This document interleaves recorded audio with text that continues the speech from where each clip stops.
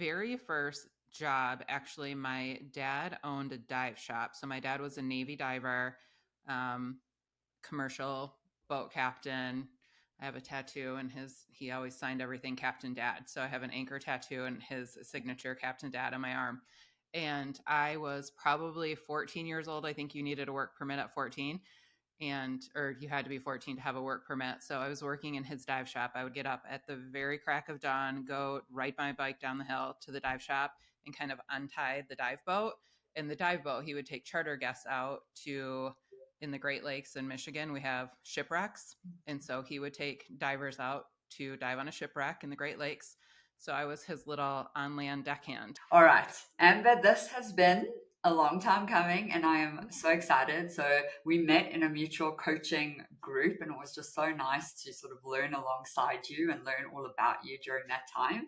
But for those of you who don't know you, just say a little bit about yourself before we get into it. Absolutely. Thanks for having me, first of all. And yes, it has been a long time coming. So thank you for your patience with that. And I was so excited to meet another L&D professional when we were in Mike's group. It was great to get to know you in that program. So I'm Amber Anderson. I am a learning and leadership development professional and executive coach. I have now an over 25-year career in the industry. So I know we're going to get into that. So I won't say more there. But I live in Southwest Michigan with my husband of 25 years and our 5 rescue dogs. We live on a lake and, Michigan summers are precious. So we have to take advantage of every single summer. I'm sure you're aware, being in Colorado as well, weather is tricky. Um, so yeah, that's just a tiny little bit about me personally and professionally. And I know we'll dive into the professional bit. So I'll leave you to ask those questions. Yes, absolutely. Yeah, and I know all about soaking up every second of summer. I'm certainly enjoying it. All right, let's do always my favorite part of the show, which lands up being the guest's favorite part too. So let's time travel all the way back in time, and maybe it's still your high school years. But when did you start working and I don't know, almost receive that first paycheck where you got a little bit of your own independence? We indeed are going way back. Mhm. So my very first job, actually, my dad owned a dive shop. So my dad was a Navy diver, um, commercial boat captain. I have a tattoo and he always signed everything Captain Dad. So I have an anchor tattoo and his signature Captain Dad on my arm. And I was probably 14 years old. I think you needed a work permit at 14 or you had to be 14 to have a work permit. So I was working in his dive shop. I would get up at the very crack of dawn, go ride my bike down the hill to the dive shop and kind of untie the dive boat. In the dive boat, he would take charter guests out to in the Great Lakes in Michigan. We have shipwrecks. And so he would take divers out to dive on a shipwreck in the Great Lakes. So I was his little on land deckhand. So I would untie the boat. I'd help get their gear all ready, put it on the boat for them, see them off, and then I would go behind the little counter by the cash register in the dive shop where we sold the gear and sleep for a few hours and then help them like catch the lines when they would come back in and tie up and things like that. So that was my very first job, was working for my dad in his dive shop. Oh wow, that is so cool. So, Yeah. all right, so tell me about the dives. Now I'm just curious. Did people have to was it were they learning? Because I remember like I dived a wreck, but it was through a Hmm. class. Like I had to learn Yeah. how to dive a wreck. Is that what he was he So they teaching? were certified. The Okay. folks that he took out on these wrecks were certified, but he was also an instructor. So he did have classes of students as well. So I got certified through my dad and a class of my brother and a bunch of my brother's friends who were all 4 years older than me. So I'm pretty sure I did it because I had a crush on somebody, one of my brother's friends, and wanted to be in that group. But he did that as well. But the people that I helped were all adults that were traveling from all over the states primarily to go on these shipwrecks. Yeah. Oh wow, that is so cool. What an experience. Like a Yeah, it was fun. 14-year-old little untying the boat. Oh, I love that. Yeah. That's very cool. Okay, so and how long did you do that for? Were you working your summer That was or after school? Well, before Yeah, school, that was before just school, summer. after school. Summer's probably my first summer. I think I did that. And then as soon as I was old enough, so that's Upper Peninsula of Michigan. If you're familiar with Michigan, there's a lower peninsula and an upper peninsula.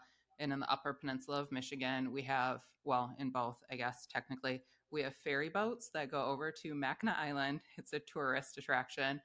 And I started working as a deckhand on a ferry boat as soon as I could. So I sort of had the same job, but, got paid more, got to work with other kids my age, didn't have to work for my dad, all the things. Yes. So my job from 14 to 18 was working on boats in, on the Great Lakes in Michigan. So I can't complain. It was the dream when I was a kid. Incredible. Oh, wow. Yeah, Mhm. that is cool. And how did that conversation go? Like, hey, Dad, I'm resigning. You don't pay me enough. I'm sure he saw it coming. Like I was a girl that wanted to be out having fun with my friends. I'm, sure he was very supportive. He always was. Yeah, yeah. Oh, man. That's fantastic. And Yeah. yeah, every time I speak with you, I'm like, oh, I have to visit Michigan every time. I'm like, okay, on my list. So Oh, it's that, beautiful here in the summers yes, yes. And when I come, I'm contacting you first. for sure. All right. So you did that. You said 14 to 18. Yeah. Okay. So I don't want to go. This is not an interview. We're not doing a timeline here. Tell me about some of the, I don't know, difficult people. Maybe you had an incident, like something hard when you were so young, and then how did you deal with that? Mm, I don't really remember anything difficult in particular from those years necessarily, but my summer jobs after 14 to 18, when I went away to college, I always came back to my hometown, St. Ignace. And ironically, I worked literally across the street from my dad's dive shop. He no longer owned it at this time, but I worked at a sports bar called the Driftwood, literally across the street. And as a bartender, as an 18-year-old, that's where I started running into difficult people. Mhm. Um, and I would say that's also when I realized my, I guess my face, like I don't have a naturally happy, smiley face. And so I'd be back behind the bar, and I'm a thinker. I'm an introvert and a deep thinker. And if I apparently was looking off to the distance and thinking I look very grumpy, and people would call me out and think I was grumpy all the time and shouldn't be in the service industry, I don't ever remember being necessarily in a bad mood, but people often thought that I was in a bad mood, which would then put me in a bad mood. So I do remember, and I was not a good server. If I was behind the bar, I was fine. But if I had to be out on the floor waiting tables, I was really, really terrible. Like I was a really bad server. And I had that job for 4 years as well. Wow. I had no business keeping that job for as long as I did. So my boss must have liked me. Yeah. Um, What made you bad? What, like, I just, were you nervous or, well, it was before computer, I don't know what their point of sale systems or whatever, when you can type orders into the, towards the end of that. I'm really aging myself now, but it was like pad of paper, like writing orders down. I would just forget to put orders in. And it was summertime in Michigan, tourist town. We were really busy. Like we were running the whole time. There were guys that we all share tips at the end. And I look back and feel bad now. There were guys running circles around me that worked in this bar with me, and they were so nice, and they picked up my slack. Um, but yeah, so I was just not a good server. I was friendly enough, but once in a while when people would, call me out on my daydreaming and tell me I looked grumpy, then I would snap out of it and be friendly. Um, but yeah, it was just not the job for me, and I would never be able to go back to it. Some people really enjoy that line of work, not for Mhm. me at Yeah. all. Oh man. And but I relate so much. I was also the worst server ever. And we also Terrible memory. we would Yeah. all get like the same. Some of my colleagues would also get some cash, and we didn't have to share if you got cash. And I never. I worked in one restaurant for about a year, not one person. I didn't get a single tip outside of the mandatory tip. Oh no. Oh Yeah, it man. was. Okay. So yes, I relate to that Yeah. story more than you know. Nice. All right, Nice. and you were there for 4 years. I lost it. I think 11 months. I lost it. So good for Okay. you. Yeah, you, you, Just summers though. yeah, Just summers. So yeah. three months at a time. I was ready to go back to school by the time it was time to go. Oh, I'm sure. Okay, and then so where did you go to school? Undergrad I did at Central Michigan University, which was about 3 hours from my hometown in Michigan. So yeah, Right. Okay. So you'd go to college, come back, and then did you work during college, or that was just I studying? did. Okay. What Yep. did you No, do I worked through college as well. So I'd save as much money bartending and waiting tables in the summer. And then I was also bartending during college because I paid for my way through college. But bartending at college was a whole different experience than waiting on tourists in the summer. So I was a better bartender at college because college kids, they don't really know if you're doing a good job or not. They don't care, if you know what I mean. there? Yes, yes. So As long yes, as I they always keep worked. their drinks, they're good. Yeah, exactly. Yeah, yeah, Exactly. yeah. Yeah. Definitely more. Yeah, my vibe because that restaurant I worked in was a stuffy five-star restaurant in London, and then I also did Oh, bartender at like a pub in London, and that was definitely more my vibe too. So different. Yeah. way Yeah. easier, way easier. Exactly. Yes, you can Yeah. get away with a lot more, or let me say, you can get away with a lot less. Yes. Yes. Exactly. Yeah.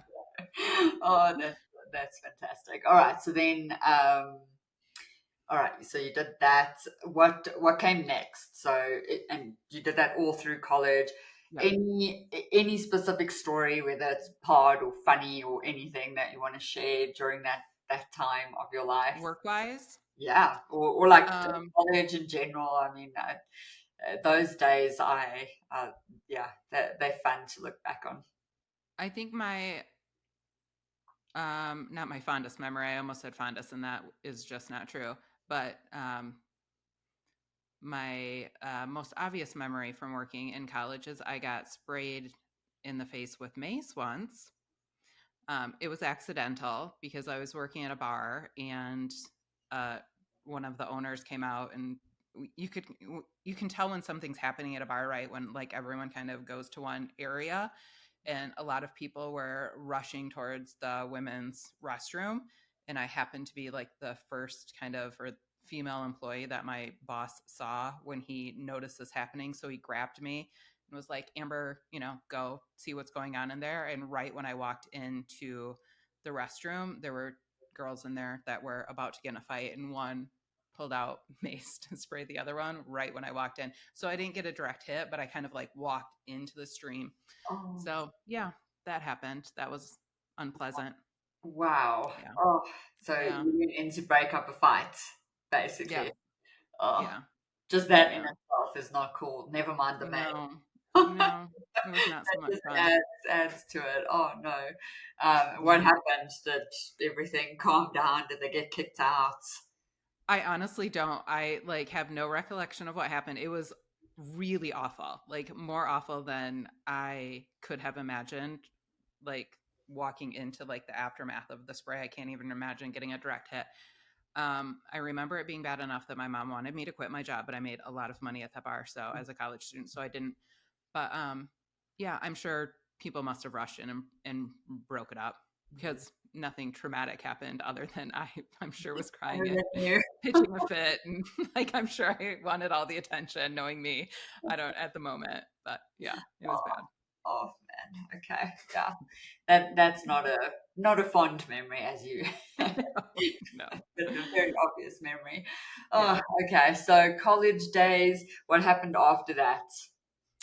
So after college, I moved to Grand Rapids, which is I'm still in the Grand Rapids area. So my hometown is very, very, very tiny, like still not one stoplight in my hometown. And I knew I didn't want to move back there after I graduated. So I moved to Grand Rapids after graduation. I lived in Grand Rapids for about a month. The owner of the bar that I had worked in all the summers in St. Ignace had called and said one of the bartenders had broken their leg. Said, please come back for one more summer. We need you. So I did go back one more summer after I graduated from college. But mostly, as soon as I graduated, I moved to Grand Rapids and have been here ever since. Um, so came here and actually got hired like friend of a friend was working at a company called Not So Basic Training and Consulting, and I met one of the co-owners, and she had asked if I could do like a few side administrative like projects for her, just part-time cleaning up. She was moving offices.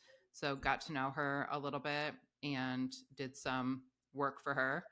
And that is sort of what led me down my career path. I was also waiting tables at Ruby Tuesdays at the time because my degree is social work. So I know we'll get into how did I No, get into I L&D, but that's like a little like head start into that story. yes, okay. Um, so that's what you studied, social work. Yeah. What were you planning on doing? What were you thinking at the time? Because I know this feels like a detour, but also a little bit aligned. Yeah. Yeah. Yeah. More aligned in retrospect than I realized at the time. Mhm. So when I was in school and had settled on social work, my plan was to go on to grad school, was to work for a year, save up some money because I had paid for schooling myself. So my plan was to save up some money, go to grad school for an MSW, and work in a school system with as a school social worker because I did my internship in an alternative high school. So I kind of wanted to stay down that path. Um, but by the end of my internship, I literally woke up on the morning of my graduation from undergrad and was like, I don't want to do this. Like, I can't do this. So I kind of knew I didn't want to be a social worker.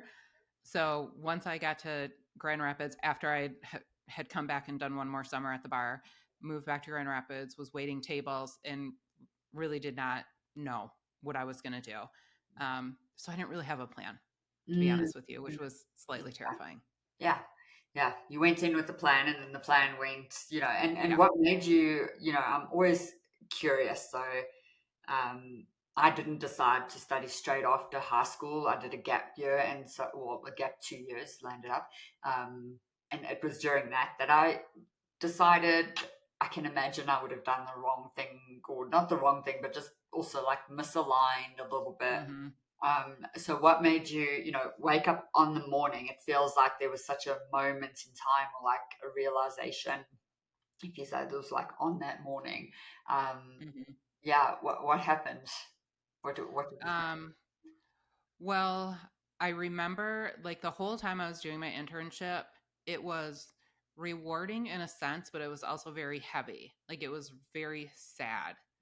The kids that I was working with in that school system. And now I know, I didn't know it then. Like I'm an empathetic person Mhm, and I sort of knew that then, but it's like you're a college kid, you don't really know what's happening. Now I know I'm a highly sensitive person or an HSP, mhm, and that's actually in my coaching business. Who I support is introverted and highly sensitive leaders. Dr. Elaine Aaron, once I discovered her and her work, it was like game changer for me and like how I approach work, how I approach leadership, how I approach coaching, all of it. So now looking back in my experience and how I felt about like what I chose to do as a career and why it felt so heavy and like I can't do this for the rest of my life, it's too much. It all makes sense. It just it felt like too much of a burden for me to take on social work. Heavy is like literally the best word I can take to describe it. mhm. So that was it. I was just like, it's too much. Like I can't do this for the rest of my life. It's gonna make me too sad, and I can't do it. Mm, So mhm. that was it.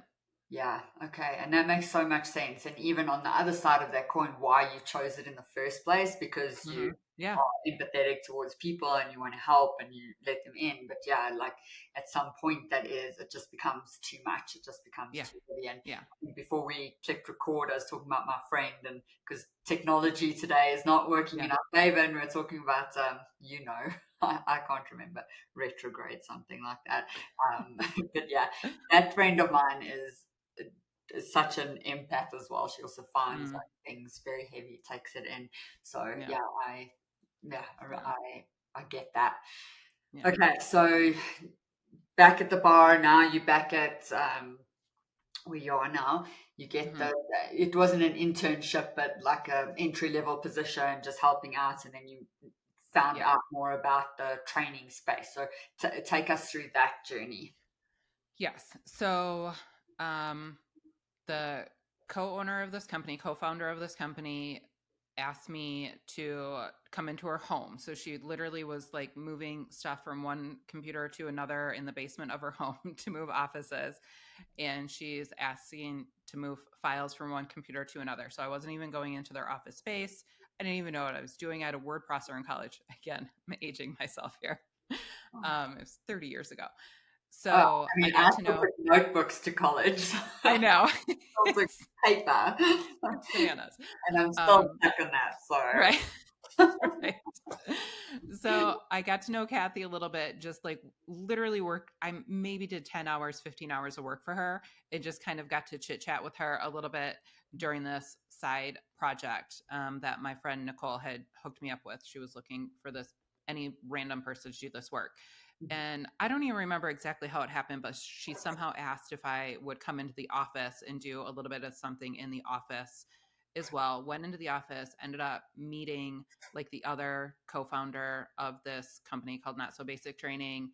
Got to know, her name was Suzanne, got to know Suzanne a little bit. Suzanne was like, do you want to work part-time, couple days a week in the office as like admin assistant kind of thing? I'm like, sure, why not? And that's how it started. Fast forward maybe a couple of weeks, I wasn't at it for very long, and they pulled me into the office and basically said, um, do you want to shadow one of our consultants? So the company was, it was two, there were basically two sides of the business. There was a consulting side and like a more a training side. And they asked if I wanted to shadow on the consulting side, and it was specifically ISO consulting for the automotive industry, so quality consulting. And they that was the bread and butter of the business. And so they asked if I wanted to shadow one of the other consultants, and it's billable hours. So they couldn't pay me to do it, but they knew I was waiting tables. So they're like, if you want to shadow the other consultants, we think you're bright, we think you're have, outgoing, blah, blah, blah. If you want to shadow, see if that's something you'd be interested. We can't pay you to do it, but it's a foot in the door. I'm like, why not? And I forget the time frame exactly. I think it was like 3 months shadow. We'll reevaluate in 3 months. Maybe we'll offer you a part-time position. We'll pay you a little bit to start helping out a consultant, taking on some of the overflow work. It was a very slow ramp up period, what they offered. Again, it was 30 years ago. I don't remember the exact details. But what I do remember is I accepted the offer, and in about exactly half the amount of time of the slow ramp up period, they kind of called me back in. They're like, you're kind of killing it. We don't know what's happening. Do you just want to work here? And so I ended up quitting my Ruby Tuesday job, waiting tables, which again, I was terrible. Had no business waiting tables ever, anywhere, ever. Wasn't making no money. So I started being an ISO consultant at this company. But really, the whole time I had my eyes on the other side of the business, on the training side of the Oh, business. oh, So, okay. yeah. Well, that is awesome. I Mm-hmm. feel like, I don't know, it's those people just could see something in you and took a chance on you and gave you the opportunity and you took it, right? Like Mm-hmm.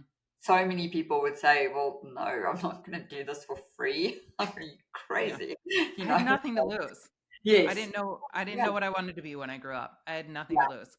Yeah. Yeah.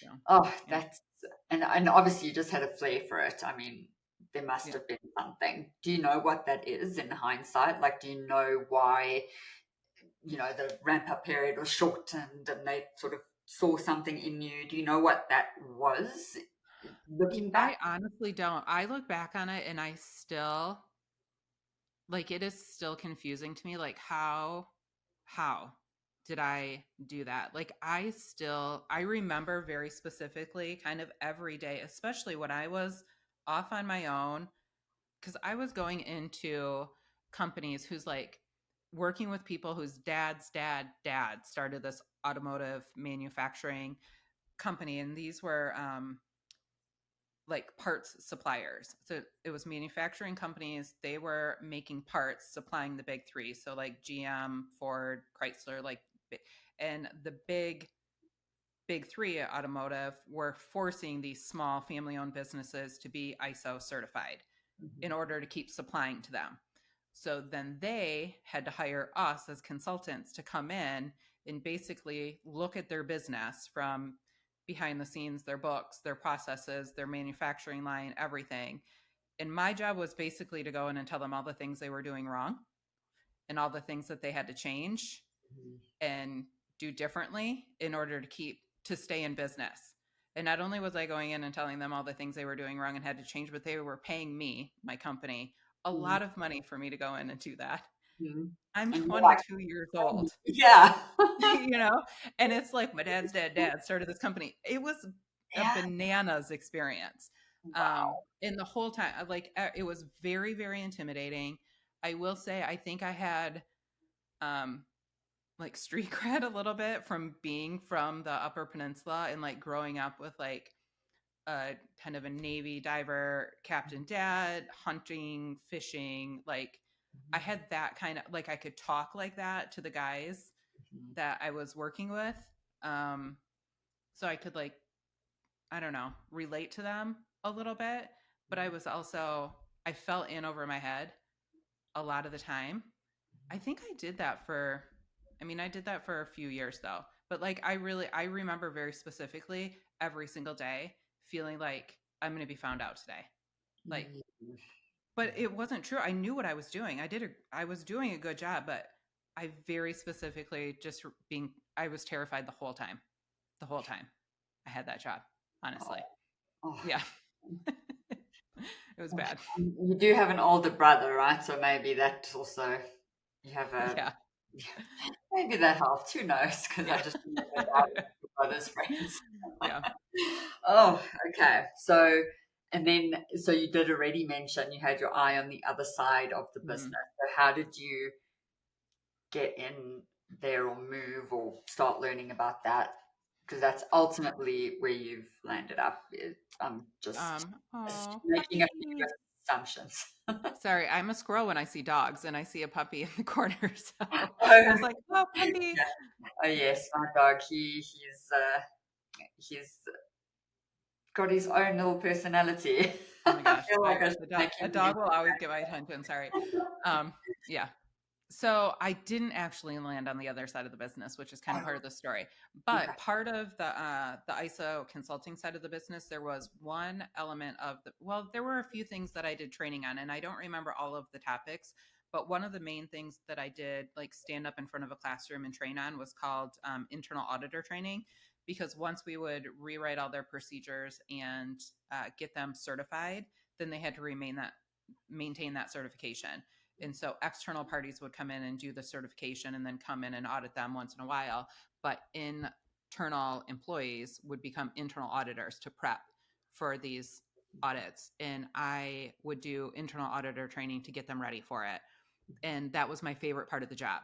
Like I started to dread the consulting bit because again, like when I was able to create relationships with some of the people inside these businesses, but mostly they hated to see me coming. Like they didn't want to pay for me to be there. They didn't want to change like all of those things. It was a tough job. Um, I had I had my allies, but not many. Mm, So the internal auditor training was great and loved that bit. Wanted to get into the other side of the business. There wasn't really a place for me necessarily, but that was when I realized like I'm actually better at the kind of the standing up in front of the classroom training bit, which surprised me mm, because I'm not like I don't like that kind of attention as an introvert, but it's different when you're teaching, training than it is like socially, I guess. I don't know how to explain it. mm. Um, but that's where I got the itch, like the bug, I guess, a little bit for training was doing that. Okay. All right. So Yeah. tell me then from this company, how did you get into it? Um, I decided I could no longer take the pressure of the consulting side of this because it just kept ramping up more and more. The pressure was more and more. And did I just unplug my mic? No. Okay, perfect. My foot got stuck on it, so I wanted to make sure. Um, so I actually left this job without having anything else lined up. So that was like taking the job was one of like my first brave, bold adult moves. Like don't know what I'm doing, but I'm just going to try it and see what happens. Leaving the job was my next one. And I just couldn't do it anymore. Like I became miserable and I couldn't do it anymore. So I quit. And I specifically remember my boss saying, like, I like go part time, like go back to the office, do whatever, we'll do whatever we need you to do. I don't want you to ruin your life. Like, don't quit before you know what you're going to do. I don't want you to ruin your life. And I'm like, no, I'm fine. I'll figure it out. Like, I did trust myself enough to, like, I had a car payment and rent, but I'm like, I'll be fine. So I quit, went back to waiting tables. Again, no business waiting tables because that was terrible. Um, yeah. And then I got a job as an account executive, which, fancy term for a salesperson at a computer training company. Again, foot in a door at a training company, to try to worm my way into some sort of training role. And that was sort of the next move. Got in there, sold for a couple of years, recognized a gap. So pitched myself as, like, created a role for myself as an education consultant, um, and created this role for myself because I didn't like selling. Um, so that was kind of a step closer to training, but still didn't land exactly in the front of the classroom where I wanted to. So that was a little bit of like a bridge launching pad into finally getting a proper L&D training role for a bank, but as a 1099 employee. So that was my other kind of brave, bold, I'm going to quit my full-time job Mm-hmm. with a, every 2 weeks paycheck, benefits, all the things, to be a contractor Mm-hmm. and no guarantee of hours, 1099 employee, no benefits, Mm-hmm. but I'm going to be training, like, front of a classroom training and get the experience that I want. Um, and so that was finally properly, I was an L&D professional. Okay, Yeah. nice. It's a long You, road. yeah, it feels like you fought for that. Like Yeah. you really knew what you wanted and you fought for it. So Yeah. yeah, I love that. Yeah, I really love that. Yeah. Okay, so now, okay, so hold on a second. You created this job for yourself. It wasn't quite learning and development, so you left that job. Am I right? And Yeah. I'm I was okay. there for a few years. And I will say the one good thing about that job, like, it sounds like a job hop a lot, but all of it was, I mean, it was at least probably 3 years at Mm, each of these early career jobs. And that one, um, I met my now husband. We sat in cubicles next to each other. So that, I mean, big benefit of yeah, taking that job. So I yes. got a husband. That was the sales job. So you're Yeah, both sitting next to each other selling things. exactly. You sold yourselves to each We other. sold training. I was selling training. I wasn't one of the trainers. Okay, Yeah. okay, But got it, yeah. got it. All right. Yeah. Oh, that's lovely. Okay, so you met Mhm. him there, yes, because I was going to ask about that because you've been together for a long time, and I'm like, okay, so Mhm. actually you met him because, and right in the beginning you said I've been with my husband for 25 years and I've been doing this for 25 years, so it was like sort of the Mhm. same time. Okay, so you met him Yeah. and then you left that company where he was and you went Yes. and became the 1099. Okay, Yes. got it, got Yes. it, got it. Yeah. All right, Well, well, and we did go I to would college love using together. the puzzle. Oh, you did. Oh, Okay. yeah. Yeah, but we didn't know each other there. We knew all the same people, but we didn't know each other. So Ah, we always laugh, like, thank goodness we didn't know each other because we probably would not have ended mm, up together. But we yeah, had the same friend groups, just okay. didn't Yes. know each other. So that's Timing side note. is Yeah. all the thing. Yes, Yeah. all the thing. I know. I met my husband later in life, and I Mhm. say he just wouldn't have been ready to marry anybody Yeah. Exactly. like a Perfect. year before. Yeah. Yeah, so timing is all the thing. Okay, so cool. Now you take a risk on yourself. You bet on yourself. You do this 1099 thing. Mhm. How did that work out? Journey, take us to that part now. Yeah, that was great. So I ended up doing that for a handful of years. I can't remember exactly, but it ended up being a really good gig because um, I was responsible for a program called Banker University. and it started as like a small local bank, and then we were purchased by kind of a larger regional bank, and then a larger regional bank, and then ultimately by Bank of America.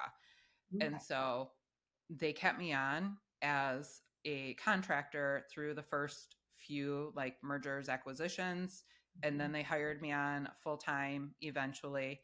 And then I made it through a few more rounds of like layoffs and acquisitions in banking. It's super, super common. Mhm. But I was there for a handful of years. But Banker University was the primary program I was responsible for, and it was 3 weeks long. So even as a 1099 contract employee, I worked 3 out of 4.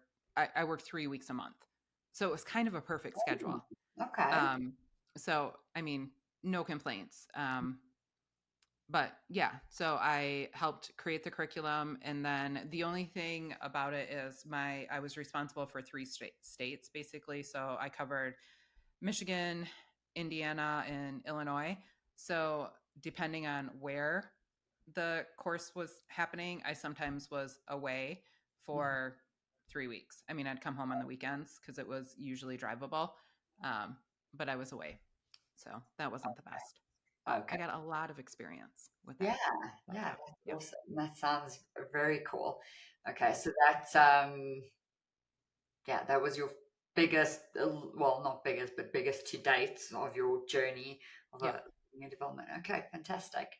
All right, and did you do the same work, the same training for those years? Okay, Yeah. Yep. awesome. Okay, Yep. and then what happened? So after Bank of America, then I basically have been in L&D ever since. So I've done some time in um, healthcare. I spent a lot of time in healthcare, in a big healthcare system in West Michigan. It was called Spectrum Health when I was there. It's now called Corewell Health. When I was there, it was about a $3 billion, 35,000 person organization. They're probably at least double that, maybe close to triple that now from mergers with other healthcare systems. So that was the biggest company I've ever worked for. And I was responsible for a while for physician leadership development there.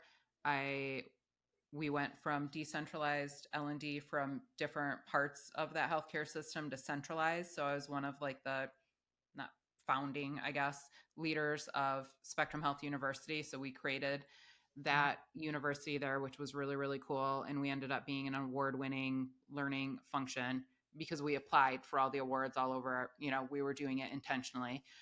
So I got to do a lot of speaking at a lot of conferences for a few years with winning all those awards. So that was a really cool experience. We had an amazing leadership team. That was a dream team. Like just that whole looking back at that time, it was the best. Love Mhm. that time. I spent 4 or 5 years at a company called Steelcase as their global director of leadership effectiveness. They are about a $3 billion organization. They do kind of higher end office furniture and technology. I'm sitting in a Steelcase chair. Um, really nice stuff. And because our offices were showrooms for Mhm. potential customers, we had like the most beautiful spaces. I led a global team there, so I had folks in Mexico and Munich and Kuala Lumpur. So I traveled globally a lot with that job. I spent time in Hong Kong, and so that was a fun job just because I had great experience, and I was focused primarily, well, exclusively on leadership development there, which was really, really, really cool because that's what I love the most as Mhm. far as L&D is concerned. So yeah, I've just been in it ever since then. Like I Yeah. haven't looked away. Yeah. All right. So let's dig into a little bit of L&D. So this, when I interview guests from all over, not necessarily just learning and development leaders. But since you are one, let's get into, some of the hard things about learning and development. Like, what have you had to fight for? Just share a little bit of your experience because I think, learning and development is changing so much right now. I feel like we're in such a pivotal moment. So yeah, just share some of your experience with us. Yeah. Um, well, just talking about how it's changing, I'll share a story. I won't name the company, but I'll share an experience just to give some context of how much it has changed. I once interviewed for a job, and in the interview, I was with the chief human resources officer, and they were kind of mapping out the learning team for me and telling me about the makeup of the team. So I was going to come in to lead the learning team, and it was a team of it was going to be 12, including me, Mm-hmm. and the organization was just over 400 people. And I was like, I'm sorry, what? An L&D team of 12 people to support 400 exactly. And so if you're in L&D, like anyone watching this podcast that's in L&D will have this reaction, right? And I was like, where do I sign? So just any company That these twice. days, or any days ever, like Yeah. anywhere ever, Mm-hmm. that is that dedicated to learning, that would have that robust of a learning function for that size of company. I had just come from a $3 billion organization, and the L&D team, my team was only 4 there, but we were only responsible for leadership development. But even the whole L&D team was not that big. Mm-hmm. So I was blown away. But that same company now, 3. Their L&D team is 3. So, I mean, things are they've changed, right? And How many there's years still have good passed? companies. Hmm. I'm How many sorry. years have passed since How many years? it was 12 to now 3? 6. 6 years. Okay. Yeah. So times are changing, but though, I mean, it existed. It was amazing. The world has changed then. That was pre-COVID. Mm-hmm. Um, so yeah, it is what it is. But to answer your question, as far as biggest struggle, it's resourcing always still. Um, I know a lot of departments will say that, and it's just the reality is, um, it's not like we're a billable function. We're an investment. you know, I think we're an important investment. Obviously, I believe in what L&D does. Um, so between having an executive leadership team that believes in L&D like that company did, especially at the beginning, they still do. The business is different now. Um, but those companies do exist. So having an ELT that believes in the investment in learning is hard to come by, quite frankly, sadly. But then also an ELT that views learning as a true strategic business partner versus kind of more of an order taker. I think it was I don't know if you posted it today or if I just saw your LinkedIn post today, but there was a bullet point in one of your posts that said something about Mm-hmm. basically learning gets called in at the last minute, like initiative is already baked and ready to go, and then it's kind of thrown over the fence and like, okay, create learning to support this. And then and you have to do it even if you know learning is not going to either not add any value or, you know, whatever, not fix the problem if it's a problem needing to be fixed. And then learning gets blamed that it doesn't fix the problem. I'm like, God, that lands like that. I've been there. Um, so that is probably still the biggest challenge. Mm-hmm. Like it's either blaming learning for something being broken or blaming learning for something not being fixed, like not fixing the problem, when the whole time learning was like, learning Yeah. is not going to fix this. Like, it's not going to fix it. It's not going to fix it. It's not going to fix it. It's like, Mm-hmm. do learning. I'm like, all right. But you didn't fix it. It's like, told you we wouldn't. It's not. It's leadership, if I'm Mm-hmm. honest. And I can Yeah. help with that because I'm a coach. So let me in, like, put me in. Mm-hmm. But you know what I mean? Yeah. Yeah. It's Oh, hard. yes. We can go down the rabbit hole with this one, Amber. Yeah. It's it Yeah. is so hard. I'm like, why are we getting brought in after the fact? So we had no Yeah. input into shaping the thing, whatever Yeah. it is, and then Yeah. we need to come in and fix it, and then we can't because it wasn't shaped in the first place, and we could have added so much value anyway. Why do you Yeah. think? Why do you think? because I know we're coming to the top of the hour already. I could just speak with you all day, but okay. Why do you think there's still that mindset? You know, you said if an ELT sees learning as strategic, then that's one side of it, but very often they don't. Why do you think that persists? That is like a problem I want to solve in my lifetime. why why that mindset? I just can't, like, if your people are not capable, they cannot perform. If your people can't perform, you cannot grow as a business. So to me, I'm like, it's a no-brainer, but Yeah. it's just not a common Yeah. approach. I mean, if I'm honest, it's like a lot our fault. I hate to say that, but honestly, it's we have to be more aggressive about it. We have to be more vocal about it. We have to advocate for ourselves. And the accountability piece on the back end of learning initiatives is really what's lacking. Like, yes, we need to demand a seat at the table and to demand to be brought in early. Um, to the extent possible, we need to be more aggressive about saying no, or at least like being more aggressive about really like laying out the facts of why we don't think a specific learning intervention, for example, is not the right solution. But where I think it falls apart is there's no accountability on the back end. We deliver something and then go away because we're not resourced. Mhm. We don't equip leaders, quite frankly, with like, okay, your people came through a learning intervention and here's a coaching guide to support them. Like, here's what to look for before Mhm. they were taught this new thing. Follow up with them. Here's what to look for afterwards. Here's what to ask them. Here's how to support them. How do we then hold the leader accountable to hold their people accountable? Like, there's so much more that needs to happen after the fact. Uh, you know, it's hard. Like, there's the systems that need to be put in place, the accountability that needs to be put in place. The leaders have to be really solid coaches themselves. Like, if our leaders showed up as coaches, not managers, game changer for the Mhm. learning function. Um, so, I mean, I could preach about this forever. Yeah. Sorry, Uh, I get very preachy about it. yeah, yeah. Oh, yeah. Me, you and me both. But I just want to I have to highlight something you said because that was power.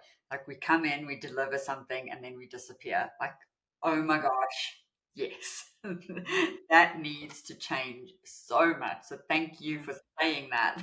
That was so Yeah. powerful. I do want to highlight that. All right, so because we could go down this rabbit hole forever, let's talk about what you do in your coaching, and your focus area. What brought you to that? And what's the difference you're trying to make?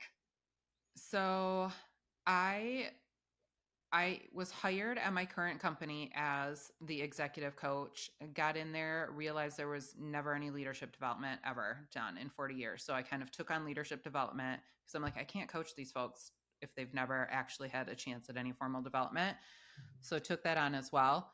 And now I'm doing learning and leadership development and coaching there. So that's still like for full-time corporate. In my private practice, I am focused more narrowly on supporting introverted and highly sensitive leaders. And I'm focused more narrowly because I am an introverted and highly sensitive leader. And when I learned about HSPs, highly sensitive people, it just opened up the world for me because I really struggled as a corporate executive personally. Um, because I had been designing and delivering leadership development for my entire career. But, just like we're having this conversation, like, why isn't it working? Why isn't it sticking?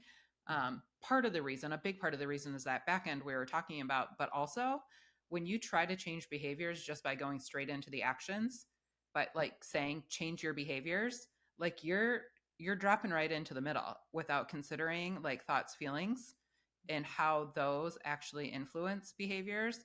We're missing a really, really big piece. So I do that in my private practice, and that's what I started my coaching business for. And I'm also blessed enough that my company's super supportive and they allow me to do things differently there. So my kind of motto is self leadership before servant leadership, which is like taboo in the industry.